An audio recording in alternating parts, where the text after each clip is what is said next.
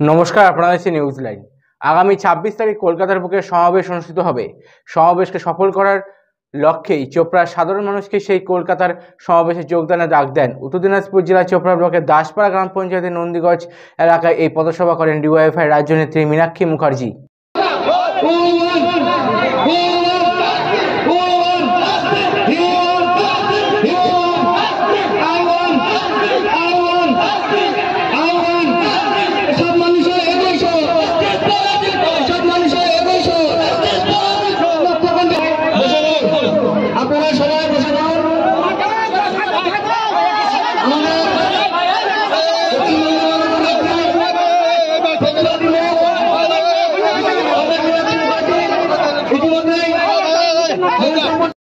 পারবে না, দেখো কালার দেখো কেন তৃণমূল গায়ে রেখে দিচ্ছে।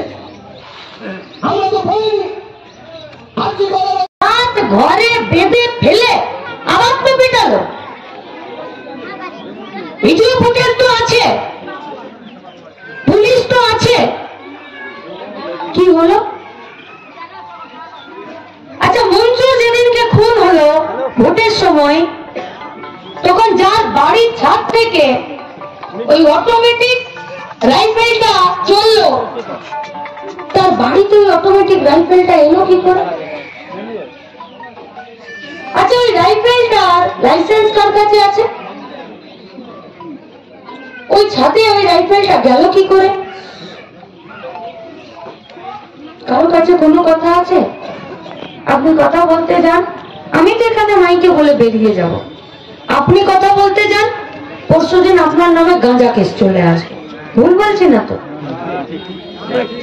ভুল বলছি না তো? তাহলে পুলিশের কাছে বস্তা ভর্তি গাঁজা তার মানে রাখা আছে।